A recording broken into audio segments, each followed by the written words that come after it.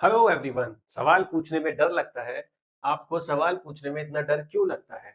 आपको हमेशा ये डर लगा रहता है कि डू का इस्तेमाल करूं या आर का इस्तेमाल करूं। क्यों?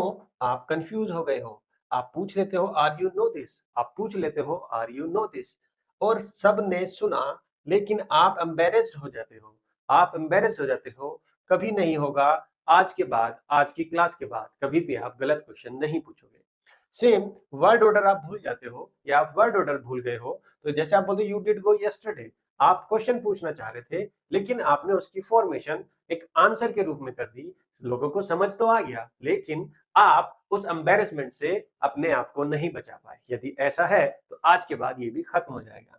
वर्ड के बाद रुक गए। जब भी आपने देखा आप डब्ल्यू एच वर्ड का यूज कर रहे हैं तो आप रुक जाते हैं। व्हाट इज, इसके बाद आपको समझ नहीं आता क्या लगाना है, फॉर्मेट याद नहीं रहता, ऑकवर्ड साइलेंस हो जाता है आपके बोलते वक्त। तो आज की क्लास के बाद वो सारे डाउट्स आपके दूर हो जाएंगे, क्योंकि माय डियर आज आप सीखने वाले हो। आज आप बहुत सारी चीजें सीखने वाले हो, और उसमें सबसे इंपॉर्टेंट है कोई भी क्वेश्चन बनाना। 4 टाइप्स के क्वेश्चन हैं, आज हम उन्हें बनाना सीखेंगे। आज सब क्लियर हो जाएंगे।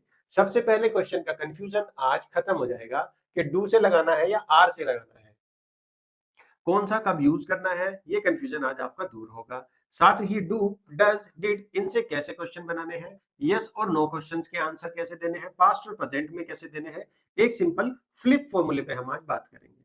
सेम डब्ल्यू एच वर्ड के साथ बी की वर्ब को यूज करके कैसे मोडाल्स क्वेश्चंस भी बनाने हैं, वो भी आज हम सीखेंगे।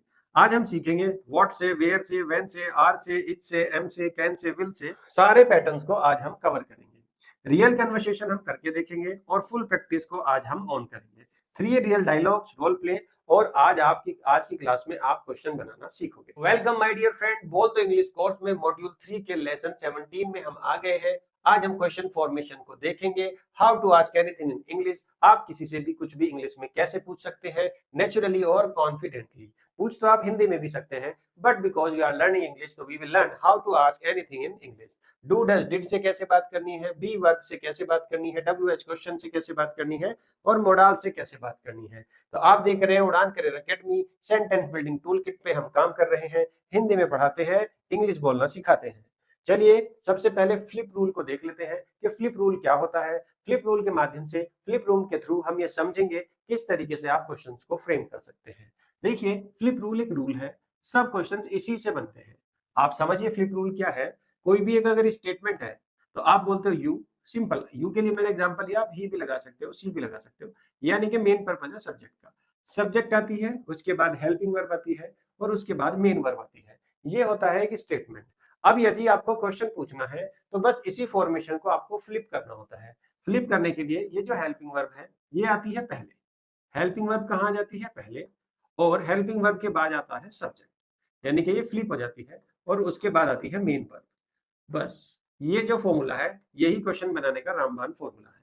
यहाँ भी मैंने यही समझाया है। क्वेश्चन बनाना है तो जो हेल्पिंग वर्ब बीच में थी वो पहले आ जाती है, उसके बाद सब्जेक्ट आ जाता है, और फिर वर्ब आती है आपकी। सो माय डियर, बिल्कुल सिंपल फॉर्मूला है, फ्लिप करना है। अगर आप स्टेटमेंट देते हैं तो सब्जेक्ट के बाद हेल्पिंग वर्ब आती है। जब आप क्वेश्चन पूछते हो तो सब्जेक्ट से पहले हेल्पिंग वर्ब आती है। हेल्पिंग वर्ब वही है जो आपने आज तक पढ़ी है। पिछली क्लासेस में हमने पढ़ा do, does, did, is, are, am, was, were, will, shall, going to, ये सब आपने पढ़ा पिछली क्लासेस में। वही सब क्या होती हैं? आपकी हेल्पिंग वर्ब होती हैं, जिनसे हम कभी भी क्वेश्चन पूछना हो तो उन्हें सब्जेक्ट से पहले प्लेस करते हैं। फॉर एग्जाम्पल्स मैं आपको यहाँ पे बता देता हूँ प्रैक्टिकली, मैं उतना ज्यादा आपको परेशान नहीं कर रहा। जैसे कि स्टेटमेंट है शी विल कम, वो आएगी, ठीक है। अब एक सिंपल क्वेश्चन है कि वो आएगी तो शी विल कम, लेकिन कोई पूछना चाहता है कि क्या वो आएगी। अब आप देखेंगे क्वेश्चन को फ्रेम करना है, तो क्वेश्चन फ्रेम करने के लिए आपको पता होना चाहिए कि नॉर्मल स्टेटमेंट की जगह क्वेश्चन कैसे पूछा जाता है। तो क्या वो आएगी, आप ये जानना चाह रहे हैं, तो आपको कुछ नहीं करना। ये जो सिर्फ हेल्पिंग वर्ब है, इस हेल्पिंग वर्ब को सब्जेक्ट के पहले पहुंचा देना है। तो जो आपका स्टेटमेंट है शी विल कम, ये चेंज हो जाएगा क्वेश्चन में जब आप बोलोगे विल शी कम। क्या बोलोगे? Will she come. आपने कुछ नहीं किया, बहुत सिंपल सेंटेंस में आपको दे रहा हूं। सिर्फ हेल्पिंग वर्ब को उठा के आपने कहां रखा? सब्जेक्ट के पहले रखा। विल को सी से पहले प्लेस किया, तुरंत वो क्या बन जाता है? क्वेश्चन। तो आपको ये बात ध्यान रखनी है कि जब भी आप कहीं ना कहीं विल से, डू से, डज से, इनसे क्वेश्चन पूछते हैं तो आपको हेल्पिंग वर्ब को सब्जेक्ट के पहले रखना है। सेकंड क्वेश्चन देख लेते हैं। You do know the answer, तुम आंसर जानते तो हो। तो जब तुम आंसर जानते हो तो इसका क्वेश्चन कैसे बनेगा? Do you know the answer? क्या तुम आंसर जानते हो?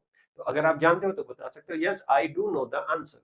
अगर आप नहीं जानते तो बोल सकते हैं I do not know the answer. ये क्वेश्चन और नेगेटिव अगर आपको ये और डिटेल में समझना है तो हमने अपने कहीं ना कहीं इनसे पहली वीडियोस में एक एक चैप्टर में डू डस को एक्सप्लेन किया हुआ है। आप वहां जाकर फुल वीडियोस को देख सकते हैं। डिस्क्रिप्शन में प्लेलिस्ट का लिंक है, वहां से जाके भी आप पूरी प्लेलिस्ट चेकआउट कर सकते हैं। सी डज लाइक कॉफी, वो कॉफी पसंद तो करती है। सी डज लाइक कॉफी, वो कॉफी पसंद तो करती है। तो कुछ मत कीजिए, बस डज को सी से पहले प्लेस कर दीजिए। डज शी लाइक कॉफी, क्या वो कॉफी पसंद करती है? तो डज शी लाइक कॉफी, क्या वो कॉफी पसंद करती है? यदि वो करती है तो वो बोल देगी यस आई लाइक कॉफी, और नहीं करती तो बोल देगी I do not like coffee. Same ऐसे ही you did go yesterday, you did go yesterday, तुम कल गए तो थे। You did go yesterday. अब इसी का क्वेश्चन पूछना है तो पूछेंगे डिड यू गो यस्टरडे, क्या तुम कल गए थे? ऐसे ही यू आर रेडी, क्या पूछा? यू आर रेडी, तुम तैयार हो। लेकिन अगर क्वेश्चन पूछना हो क्या तुम तैयार हो, तो सिंपली आप इस आर को सब्जेक्ट के पहले प्लेस कर देंगे। Are you ready? तो आपको हेल्पिंग वर्ब को कुछ सब्जेक्ट से पहले पूछना पड़ेगा। जब आप सब्जेक्ट से पहले पूछेंगे तो आप समझ पाएंगे कि आप क्वेश्चन पूछ रहे हैं ना कि आंसर दे रहे हैं। ऐसे ही इज योर फ्रेंड, क्या वो, अब देखिए he is your friend means वो आपका दोस्त है। लेकिन पिताजी ने पूछा क्या वो आपका दोस्त है? उन्होंने क्वेश्चन पूछा, आपके बाहर आके वो हॉर्न बजा रहा है बाइक का लगातार, पिताजी को इरिटेशन हुई तो उन्होंने पूछा क्या वो आपका दोस्त है? तो अगर वो बता रहे होते कि वो उसका दोस्त है तो ही इज योर फ्रेंड। लेकिन अब वो पूछ रहे हैं तो हमें हेल्पिंग वर्ब को सब्जेक्ट से पहले ले जाना पड़ेगा। इज ही योर फ्रेंड, क्या वो तुम्हारा दोस्त है? Is he your friend? तो आप बता सकते हैं yes he is my friend और he is not my friend. इसी तरीके से यू कैन हेल्प मी, आपने सिंपल एक बोल दिया तुम मेरी मदद कर सकते हो।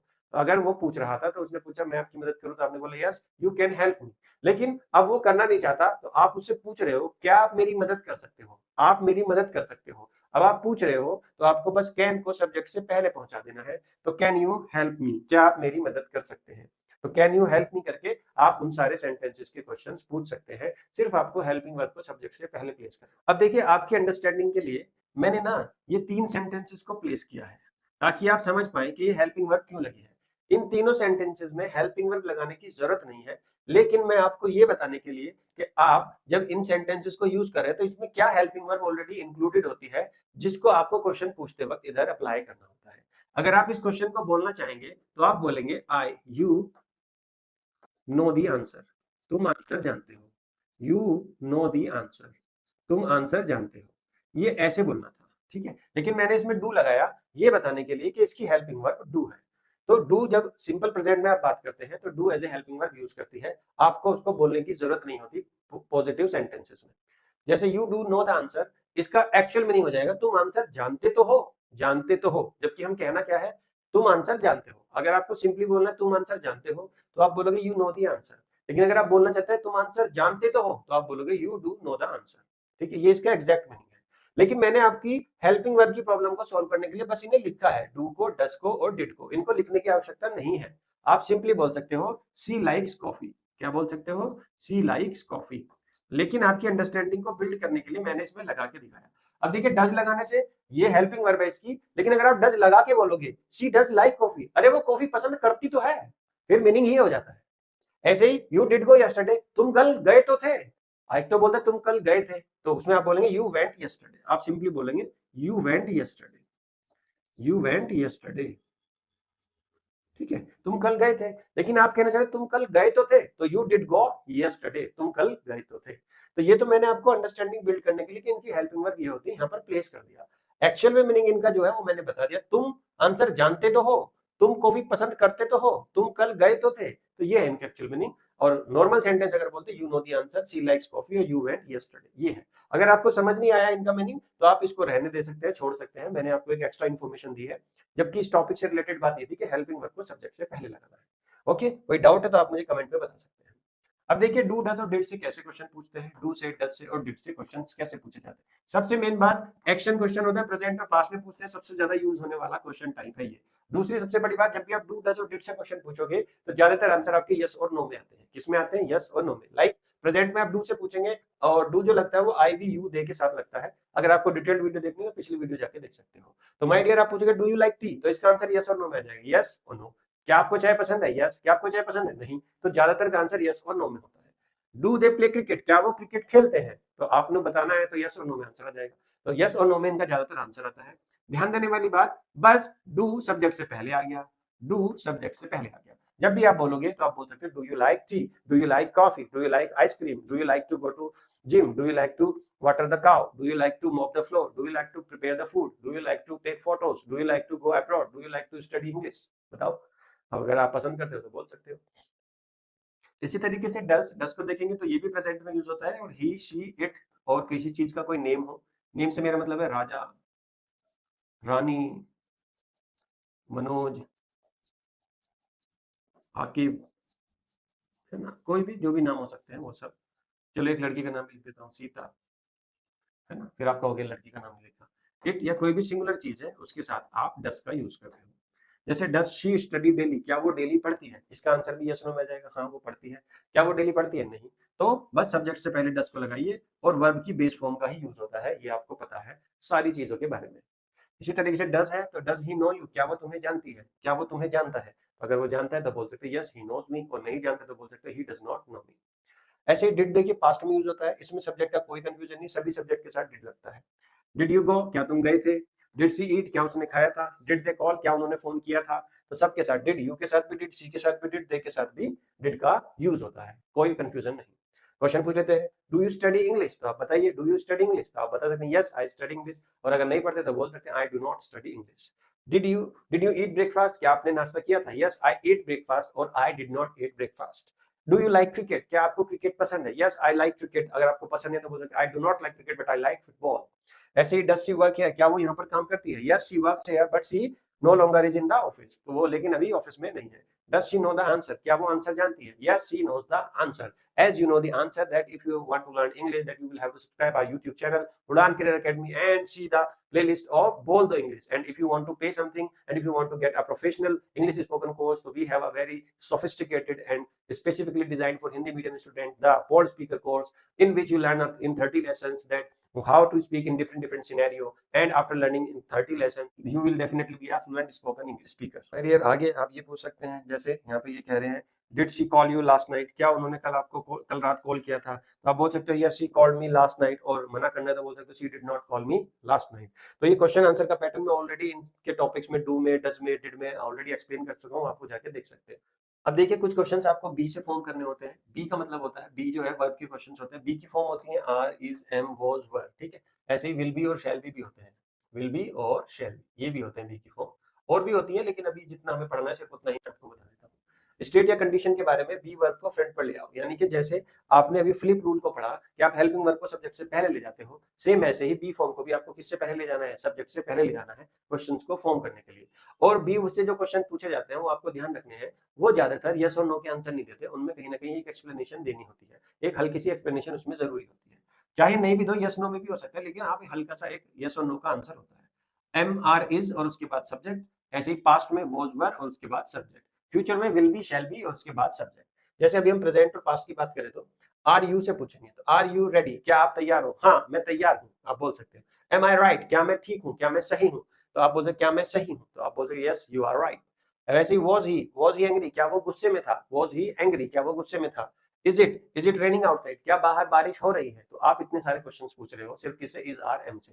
ध्यान देने वाली बात, जब यू है सब्जेक्ट तो आर का यूज करेंगे, आई है सब्जेक्ट तो एम का यूज करेंगे, ही है सब्जेक्ट तो वॉज का यूज करेंगे, और इज है, इट है सब्जेक्ट तो इज का यूज करेंगे। यानी कि जो आप पहले ऑलरेडी जान चुके हैं, समझ चुके हैं कि कहां पर इज, कहां पर एम, कहां पर आर लगना है, सब्जेक्ट के साथ वही चीज फॉर्म होती है, बट फर्क पड़ता है इतना कि वो सब्जेक्ट से पहले चली जाती है, बस और कुछ नहीं।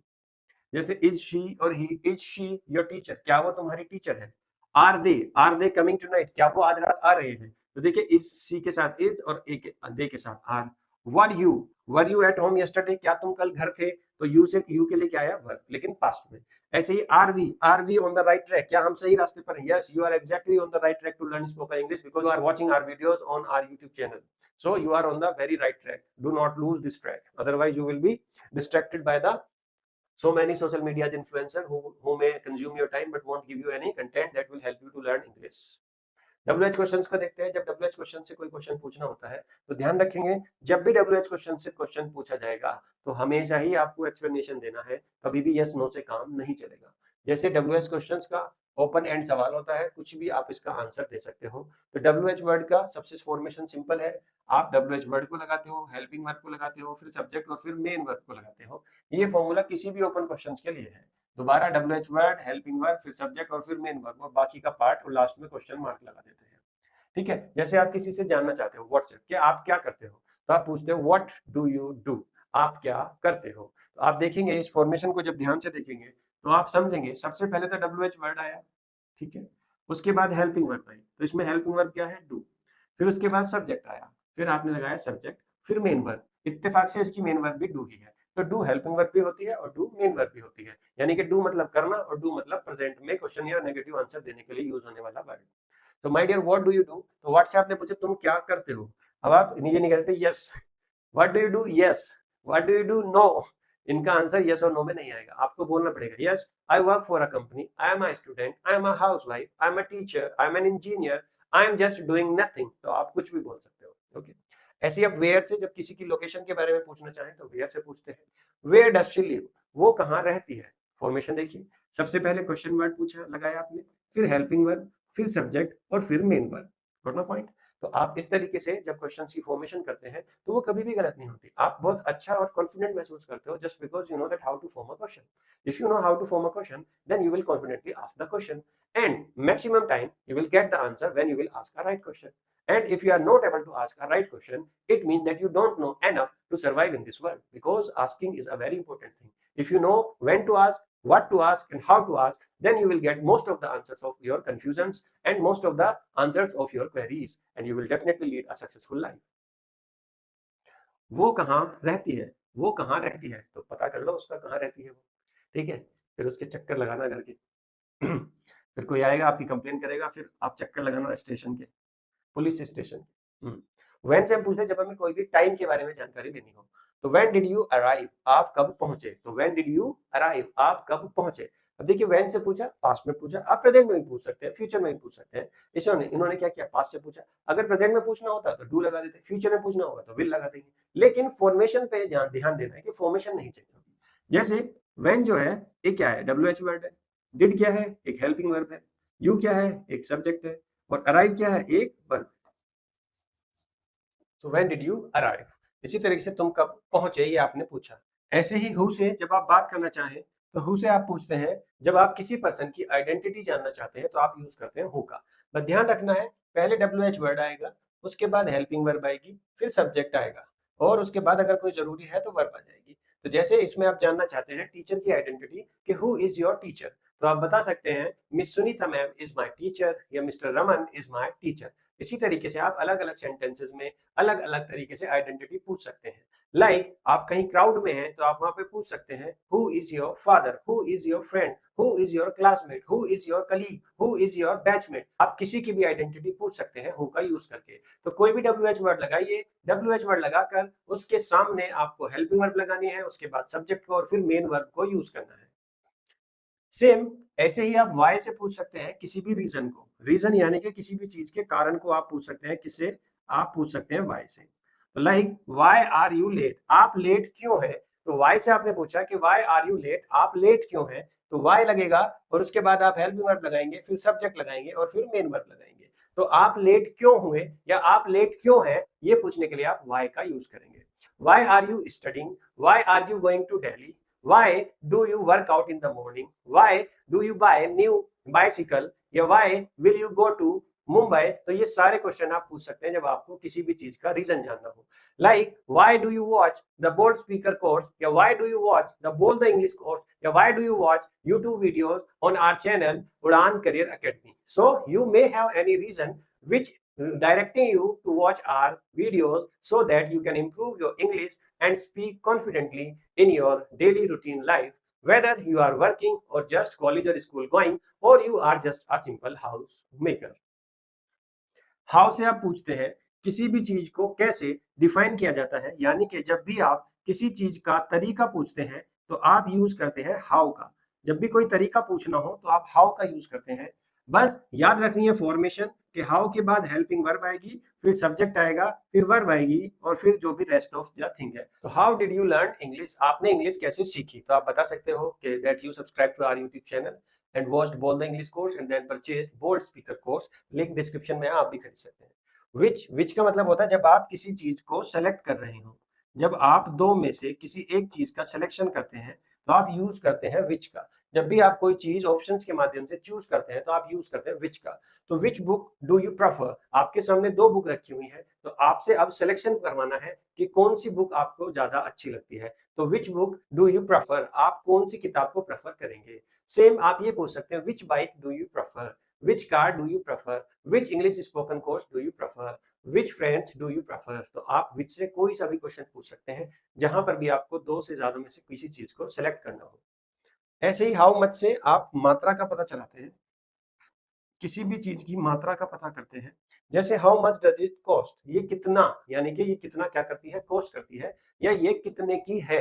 कोई भी चीज जब सस्ती या महंगी है ये पूछना हो कि ये कितने की है, तो हाउ मच का हम यूज करते हैं। ये कितने का है, आप मार्केट में जाते हैं, फोन देखा पसंद आया तो how much does it cost. आप सब्जी लेने गए, how much does it cost, how much does it cost. It की जगह प्रोडक्ट का नाम भी लगा सकते हैं, how much the banana cost, how much the Apple cost, how much the vegetable cost, how much the potatoes tomatoes cost. तो आप उन सारी चीजों को पूछ सकते हैं। आप हमारा कोर्स खरीदना चाहते हैं द बोल्ड स्पीकर, तो how much does it cost the Bold Speaker. Description में लिंक है, वहां पे जाएंगे तो ये 399 आपको कॉस्ट करता है। अगर आप एक कहीं ना कहीं कोड लगा देंगे बोल्ड 30 का, तो आपको इस पे 30% डिस्काउंट भी मिल जाता है 399 में। तो आपको कोर्स पड़ता है सिर्फ 279 का। तो देख लीजिए, अगर आपको कहीं ना कहीं और अच्छी क्लासेस लेनी है इंग्लिश स्पोकन से रिलेटेड, तो आप हमारे इस कोर्स को परचेज भी कर सकते हैं, जो बहुत ही नॉमिनल फीस पे है। सिर्फ प्लेटफॉर्म चार्ज को छोड़ के हम कोई और प्रॉफिट यहाँ से नहीं लेते हैं। तो 279 में 30 लेक्चर्स मिलते हैं आपको, रिकॉर्डेड होते हैं, और आपके डाउट्स को फिर हम लाइव क्लासेस के माध्यम से दूर करते हैं।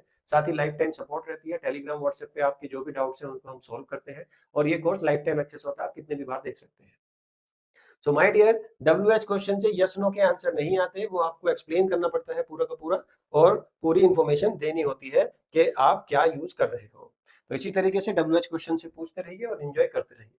मॉडल से क्वेश्चन करना, मॉडल्स का मतलब होता है जो आपके मूड को शो करे, उस तरीके के क्वेश्चन पूछने हो तो आप मॉडल्स का यूज करते हैं। Models question can say, will say, should say और मे से, और भी बहुत सारे होते हैं, लेकिन अभी फिलहाल हम 4 पे बात करेंगे। एबिलिटी दिखानी हो, कोई परमिशन लेनी हो, फ्यूचर के बारे में बात करनी हो, या कोई सलाह देनी हो, तो मॉडल से पूरी वैरायटी ऑफ क्वेश्चन जनरेट होते हैं।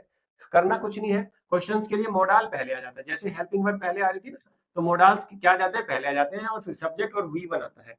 कोई भी मॉडल्स हो सेम पैटर्न रहता है, फ्लिप टू फ्रंट, यानी कि आप मॉडल जो होता है एक तरीके की ऑक्सिलरी वर्ब होती है, और ऑक्सिलरी वर्ब आपकी हेल्पिंग वर्ब ही होती है। तो अगर मैं इन शॉर्ट कहूं, मॉडल्स भी हेल्पिंग वर्ब की तरह ही काम करते हैं, और हेल्पिंग वर्ब के साथ साथ हेल्पिंग वर्ब की तो कहीं ना कहीं कोई भी फीलिंग आपको पता नहीं चलती, लेकिन मॉडल से आप अपनी फीलिंग्स को शो कर सकते हैं, जैसे मैं अभी आपको बताऊंगा। बस फॉर्मेशन सही है, जैसे हेल्पिंग वर्ब सब्जेक्ट से पहले आती थी, ऐसे ही मॉडल्स भी सब्जेक्ट से पहले आता है।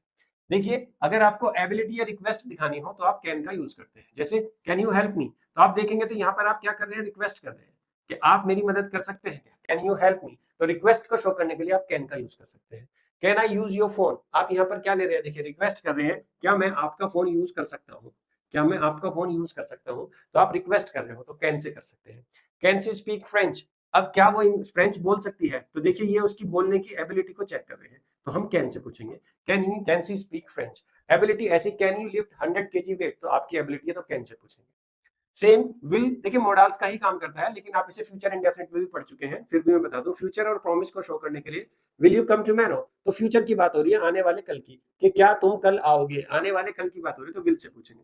विल शी बी देयर, क्या वो वहां होगी। विल इट रेन, क्या बारिश होगी। तो तीनों क्वेश्चंस के जो क्वेश्चंस हैं वो फ्यूचर से रिलेटेड है, कि जब भी आप फ्यूचर की बात करेंगे तो विल से आप कर सकते हैं। जब भी आपको किसी को सलाह देनी हो तो शुड का यूज करेंगे, बहुत ही अच्छा वर्ड है। सलाह लेने के लिए या सलाह मांगने के लिए आप शुड का यूज कर सकते हैं। Should I take this medicine, क्या मुझे ये दवाई खानी चाहिए। Should I take this medicine, it means आप किसी से सलाह ले रहे हो कि क्या मैं ये मेडिसिन खा लूं, तो वो आपको सलाह दे सकते हैं, yes you should take this medicine, और मना भी कर सकते हैं, you should not take this medicine. Should we leave now, क्या अब हमें चलना चाहिए, क्या अब हमें यहाँ से निकलना चाहिए। तो आप सलाह मांग रहे हो सामने वाले से, क्या अब हमें यहाँ से चलना चाहिए, तो वो बोल सकता है yes you should leave now. तो जब भी सलाह की सेंस में, क्या आपको हमारा कोर्स लेना चाहिए, तो आप कैसे पूछोगे, should you buy this course, तो आप लेना चाहिए। शुड सी अप्लाई, क्या उसे इस पोस्ट के लिए अप्लाई करना चाहिए, शुड सी अप्लाई। अगर करना चाहिए तो बोलना चाहिए यस सी शुड अप्लाई, उसको इस चीज के लिए अप्लाई करना चाहिए। वुड से बात करेंगे, वुड जो है वो पोलाइट रिक्वेस्ट को शो करता है। देखिए कैन जो है वो सिर्फ रिक्वेस्ट है, उसमें पोलाइटनेस नहीं होती। जैसे आप अपने छोटे भाई से कहें पानी ला दे भाई, पानी ला सकता है क्या, अपने सीनियर से कहोगे सर क्या आप पानी ला सकते हो, तो ये जो अंतर है ना टोन का, वो कैन और कुड से आता है। कैन का मतलब है आप इनफॉर्मली किसी से कोई रिक्वेस्ट कर रहे हो, भाई पार्क कर लूं क्या गाड़ी यहाँ, तो ये है। और फॉर्मल जब कुड से बोलो मैं आपकी गेट के बाहर अपनी गाड़ी पार्क कर सकता हूँ, तो दोनों बातों में जो पोलाइटनेस है वो कुड से शो होगी, और जो रूडनेस है या सिर्फ रिक्वेस्ट है सिंपल प्लेन, तो वो कैन से शो होगी। जैसे वुड यू माइंड हेल्पिंग, क्या आप मेरी मदद करना पसंद करेंगे, क्या आपको मेरी मदद करने में कोई परेशानी है, तो इस तरीके से आप उनसे पोलाइटली बोल रहे हो। Same, would she like T, क्या उसे चाय पसंद आएगी, वुड शी लाइक टी, क्या उसे चाय पसंद आएगी। ऐसे he would you repeat that, क्या आप जो आपने कुछ बोला वो आप रिपीट कर सकते हैं। अगर आप यही बात कैन से बोले, कैन यू रिपीट दैट, इसका मतलब है इसे दोबारा बोल सकते हो क्या। और जब आप कुड से या वुड से बोल रहे हो, would you repeat that, it means क्या आपने जो कहा क्या आप उसे एक बार और बोल सकते हैं। तो थोड़ी सी पोलाइटनेस आती है वुड और कुड से, जबकि कैन से पोलाइटनेस नहीं, सिंपल प्लेन होती है बात। तो आप ध्यान रखेंगे पोलाइटनेस शो करनी है तो वुड का यूज कर ले, अदरवाइज कैन का यूज आप करते ही हैं। मिस्टेक्स आपको नहीं करनी है, जो क्वेश्चन फॉर्मेशन की गलतियां हैं उन्हें फिक्स कर लीजिए अभी। देखिए जैसे आप बोलते हैं you do know the answer, मैंने अभी आपको पीछे भी बताया कि जब भी आप क्वेश्चन पूछेंगे तो हेल्पिंग वर्ब को कहाँ लगाना है, पहले आना है, यानी कि फ्लिप करना है। तो डू जो है वो सब्जेक्ट से पहले चला जाएगा। Do you know the answer, तो आप किसी से पूछना चाह रहे हैं क्या तुम आंसर जानते हो, तो उससे कैसे पूछोगे, do you know the answer. You do know the answer नहीं, do you know the answer, यदि आपको उससे क्वेश्चन पूछना है। Same are you knowing the answer, are you knowing the answer में एक गलती आप देखेंगे कि नोइंग है, वैसे आर के साथ आईएनजी फॉर्म हम यूज कर सकते हैं, हमने पढ़ा है ये बात, लेकिन आपको ये बात पता होनी चाहिए कि नोइंग जो है ना, नोइंग एक स्टेटिव वर्ब होती है। स्टेटिव वर्ब वो वर्ब होती है जो कभी भी कॉन्टिन्यूअस में नहीं बन सकती, यानी कि उसे किसी भी एक्शन को होते हुए नहीं दिखाया जा सकता। जैसे बहुत सारी स्टेटिव वर्ब है, मैंने आपको पहले ही बताया, ओन, लुक, सीम, अपीयर, ठीक है। इसी तरीके से आपको टेस्ट वाली एक वर्ब होती है, जैसे टेस्ट, बिहेव, ठीक है। तो ये जो सारी वर्ब होती हैं ये स्टेटिव वर्ब होती हैं। स्टेटिव वर्ब, इनसे किसी भी एक्शन को होते हुए नहीं दिखाया जा सकता। तो जब होते हुए नहीं दिखाया जा सकता तो ये कभी भी आईएनजी में नहीं हो सकती। तो आप इसे फर्स्ट फॉर्म में बनाइए, do you know the answer. Are you know the answer नहीं, do you know the answer में ये बनेगा। तो नो एक स्टेटिव वर्ब है, इसीलिए कॉन्टिन्यूअस फॉर्म रॉन्ग होती है नो की, और इन सारी वर्ब्स की जो मैंने यहाँ पे लिखी हुई है। तो प्लीज इसका ध्यान रखिएगा। व्हाट यू डू, अब जैसे ये क्वेश्चन बन गया व्हाट यू डू। अब आपने पढ़ा कि जब भी हम WH वर्ड से कोई चीज बनाते हैं तो व्हाट के बाद सबसे पहले हेल्पिंग वर्ब आती है, जबकि यहाँ पर सब्जेक्ट आ रखा है यू। तो आपको इस सब्जेक्ट से पहले डू लगाना पड़ेगा, क्योंकि ये तो मेन वर्ब वाला डू है, हमें एक हेल्पिंग वर्ब वाला डू चाहिए था जो इससे पहले आए। तो सेंटेंस बनेगा व्हाट डू यू डू। तो what do you do, WH के बाद हेल्पिंग वर्ब जरूर आती है, तो डू इंसर्ट करना पड़ेगा, तो आपको व्हाट डू यू डू बोलना पड़ेगा। व्हाट डू यू डू का मतलब है तुम क्या करते हो। Does she knows the answer, अब आपको पता है प्रेजेंट में आप पढ़ चुके हैं कि सही सब्जेक्ट से पहले डज आ गया, करेक्ट है, लेकिन इसके बाद V1 फॉर्म आती है, ना कि नो में, ऐसा लगता है ये रॉन्ग है। तो does she know the answer, तो क्या वो आंसर जानती है, does she know the answer, तो क्या वो आंसर जानती है, बताओ जानती है। नहीं जानती भाई, वो जब भी तो तुम्हें पढ़ना पड़ेगा, जब तुम बहुत अच्छे से पढ़ोगे तब पता लगेगा उसको कि वो आंसर क्या था। तो क्वेश्चन में डज है तो V1 का यूज करेंगे, डज नोज नहीं होता है। तो did he went to school, क्या वो स्कूल गया था। अब सेम बात, आपको पता है ही से पहले हेल्पिंग वर्ब आएगी, वो तो आ गई है, लेकिन जब भी क्वेश्चन में डिड या डज या डू आता है तो आपको पता है वर्ब की फर्स्ट फॉर्म का यूज करना होता है, तो गो का यूज करेंगे। Did he go to school, तो did he go to school. तो ये कॉमन मिस्टेक्स हैं जो लोग बोलने में करते हैं, आपको बोलने में इन गलतियों को नहीं करना, क्योंकि मैं जो भी लेसन आपको पढ़ाता हूँ उस लेसन में होने वाली कॉमन मिस्टेक्स को आपको स्पेसिफिकली अलग बताता हूँ, ताकि आप जब भी कहीं बोले तो कॉन्फिडेंटली बोले और आपकी कोई भी गलती ना हो जिससे आप एम्बेरसमेंट महसूस करो। तो माय डियर, एक रियल लाइफ कन्वर्सेशन में आपके पास लेके आया हूँ क्वेश्चंस के इन आंसर्स का। आप देखिए आपकी नई जॉब है, फर्स्ट डे है आप नई जॉब पर, तो आप और एक नए कलीग जो है वो आपस में बात कर रहे हैं। अब देखिए कैसे कैसे क्वेश्चंस पूछेंगे और कैसे उनका आंसर देंगे, ये आपको आना चाहिए। आप इसकी प्रैक्टिस करिएगा, मीरा बनिए, कभी यू बनिए, कभी यू बनिए, कभी मीरा बनिए, और उस तरीके से उस कन्वर्सेशन को करने की कोशिश कीजिए। जैसे hi, are you new joining today, are you the new joining today, क्या आप वो हो जिसने आज नया ज्वाइन किया है। तो आप आंसर दे रहे हो yes I am Rahul, do you work in this team. Hi, मैं राहुल हूं, क्या तुम भी इस टीम में काम करते हो। तो मीरा कह रही है यस आई डू, हाँ मैं करती हूँ। वेयर आर यू फ्रॉम, अब देखिए क्वेश्चन पूछा जा रहा है तो पहले WH वर्ड है, फिर हेल्पिंग वर्ब है, फिर सब्जेक्ट है। यही फॉर्मेशन यूज होगी चाहे आप कितनी भी अंग्रेजी जानते हो। सेम, फिर आपने जवाब दिया आई एम फ्रॉम जयपुर, मैं जयपुर से हूँ। Can you show me where the cafeteria is, क्या आप मुझे बता सकते हो कि कैफेटेरिया कहाँ है। तो फॉर्मेशन पे ध्यान दीजिए, कैन है, फिर सब्जेक्ट है, फिर शो है, तो पहले हेल्पिंग वर्ब है, फिर सब्जेक्ट है, और फिर मेन वर्ब है। यही फॉर्मेशन यूज होती है। तो मीरा ने कहा ऑफ कोर्स, हाँ क्यों नहीं। Did you have a meeting with the manager yet, क्या तुमने अभी तक मैनेजर से कोई मीटिंग की है। तो आपने जवाब दिया नो येट, मैंने अभी तक नहीं दिया। नोट येट, मैंने अभी तक मैनेजर से मीटिंग नहीं की है। Should I go and introduce my self now? तो ये अब सलाह ले रहा है उससे कि क्या मुझे जाना चाहिए और उसे अपने आप को इंट्रोड्यूस करना चाहिए? तो मीरा ने कहा yes you should, will you join us for lunch today? तो मीरा ने कहा यस तुम्हें जाना चाहिए, और फिर क्वेश्चन पूछ लिया, क्या तुम आज हमें लंच में ज्वाइन करोगे या हमारे साथ लंच करोगे? तो आप बोल देना आई वुड लव टू, हाँ मैं आपके साथ लंच करना पसंद करूंगा। What time do you usually have lunch here? किस समय आप यहाँ पर लगभग लंच करते हो? तो एक बिल्कुल ब्यूटीफुल कन्वर्सेशन है। आप देखेंगे, हिंदी मैंने आपको भी बताई है ताकि आप उसको प्रैक्टिस कर सकें, उसका एक्चुअल मीनिंग समझ सकें। आप देखेंगे कि ये रियल लाइफ कन्वर्सेशन आप डेली करते हो। आप देखोगे कि ये तो हर जगह की कन्वर्सेशन है, कॉलेज में, ऑफिस में, घर पे, सब जगह एक तरीके की कन्वर्सेशन होती है। आप इस कन्वर्सेशन को आप इंग्लिश में करने की प्रैक्टिस कीजिए, तो आपको बहुत अच्छा लगेगा और बहुत अच्छा आप महसूस करेंगे। तो आज हमने क्या सीखा? फ्लिप रूल सीखा कि हेल्पिंग वर्ब को फ्रंट पे ले जाओ और लास्ट में क्वेश्चन मार्क लगा दो। डू डज डिड से क्वेश्चन करना पूछा, हमें पता लगा कि डू आई यू ही दे से पहले आता है, डज ही शी इट से पहले आता है, और डिड जो है वो सभी सब्जेक्ट से पहले आता है। और ये सारे वर्ब हेल्पिंग वर्ब बाद में V1 का ऑप्शन यूज करते हैं, यानी कि बेस फॉर्म का यूज करते हैं। हमने बी वर्ब के क्वेश्चंस को यूज किया, आर इज एम का यूज किया, वाज वर्ब का यूज किया, और फ्लिप टू फ्रंट पे हमने इनको यूज किया। सेम कि हम ये जाने कि इन सारी वर्ब को भी सब्जेक्ट से पहले लगा के क्वेश्चंस को बनाया जा सकता है। WH क्वेश्चंस को हमने देखा कि WH क्वेश्चंस के बाद पहले हेल्पिंग वर्ब आती है, फिर सब्जेक्ट आता है, फिर वर्ब आती है। इतनी ग्रामर आपको पता होगी तो लिखने में भी हेल्प होगी और बोलने में भी हेल्प होगी। मोडाल्स क्वेश्चंस हमने पढ़े, can, will, should, would say हमने देखा कि कैसे हम क्वेश्चंस पूछ सकते हैं। ये आज की हमारी लर्निंग है। मेरे डियर, आपको कहीं ना कहीं घर पर ये टास्क जरूर करने हैं। अगर आप इन टास्क को नहीं करेंगे तो कोई फायदा नहीं है क्लास लेने का। 20 क्वेश्चंस का चैलेंज है। आपको डू से, डज से, डिड से, बी से, वर्ब से, WH मॉडल से टोटल 20 क्वेश्चंस अपनी रियल लाइफ के बारे में लिखने हैं। उन क्वेश्चंस को बनाइए, उन्हें नोट कीजिए, फैमिली में, जॉब में, कॉलेज में, जहां पर भी उनको आप इस्तेमाल कर सकते हो या यूज कर सकते हो, उस हिसाब से उन 20 क्वेश्चंस को प्लीज बनाइए। क्वेश्चंस इंटरव्यू, आप 3 मिनट का कोई भी क्वेश्चंस इंटरव्यू रखिए, जिसमें आप लगातार क्वेश्चंस के आंसर भी दीजिए, लगातार क्वेश्चंस पूछिए भी। और किसी एक फैमिली मेंबर को या दोस्त को इंटरव्यू कर लीजिए और उनसे क्वेश्चन पूछिए। 5-5 क्वेश्चन सबसे पूछिए, डिड से, डू से, विल से, हैव से, मेट से, इट से, आर से, एम से, सबसे पूछिए, तभी आपकी प्रैक्टिस बनेगी। तीसरा, question Hunt in real life. जो भी आप मूवी देखें, जो भी आप सीरीज देखें, जो भी आप बुक्स, न्यूज़पेपर पढ़ें, उसमें अंडरलाइन कीजिए कहां पर क्वेश्चन वर्ड्स हैं, कहां पर क्वेश्चन वाले सेंटेंसेस हैं, और उनकी फॉर्मेशन पे गौर कीजिए। आप पाएंगे कि चारों तरफ सारी चीजें अवेलेबल है, बस आपको देखना है। तो अगले लेसन में मिलेंगे। आज का लेसन यहाँ पर खत्म होता है। लेसन 18 हम यूज करेंगे, जिसमें हम कनेक्टिंग सेंटेंसेस यूज करेंगे, जिससे हमारी फ्लुएंसी बिल्ड होती है। अब हम एंड का, बट का, बिकॉज का, अल्दो का, इन सब कंजंक्शन का यूज करना स्टार्ट करेंगे इंग्लिश में, ताकि हम कनेक्ट करके अपने सेंटेंसेस को और पैराग्राफ्स में बदल सकें। सब्सक्राइब कर लीजिए। नए लेसन के लिए, देखने के लिए बेल आइकन को प्रेस कर दीजिए, ताकि जब भी हमारी नई वीडियोस आए तो आपको तुरंत नोटिफिकेशन जाए। जो भी आपके सेंटेंसेस है उन्हें प्लीज कमेंट कीजिए, जो भी डाउट है उन्हें भी कमेंट कीजिए, ताकि हम नेक्स्ट वीडियोस में उन सबको कवर कर सकें। हमारे टेलीग्राम चैनल को ज्वाइन कर लीजिए। इस क्लास के बाद वहां पर एक टेस्ट अपलोड होता है, उस टेस्ट को जाके दीजिए, ताकि आपको पता लगे कि आज के लेसन से आपने क्या टेक अवे किया है। वो सारी चीजें हम प्रैक्टिस करेंगे तो आपकी लर्निंग और बेहतर हो जाएगी। और आप अपने क्वेश्चन आंसर भी हमें टेलीग्राम पे भेज सकते हैं, जहां पर हम उसको पर्सनली रिव्यू करके आपको कहीं ना कहीं रिप्लाई भी करते हैं। आप देख रहे हैं उड़ान करियर अकेडमी, बोल दो इंग्लिश आपके कोर्स का नाम है। लेसन 17 कंप्लीट हो गया है। मिलते हैं नेक्स्ट चैप्टर में, तब तक के लिए thank you, tata, bye bye.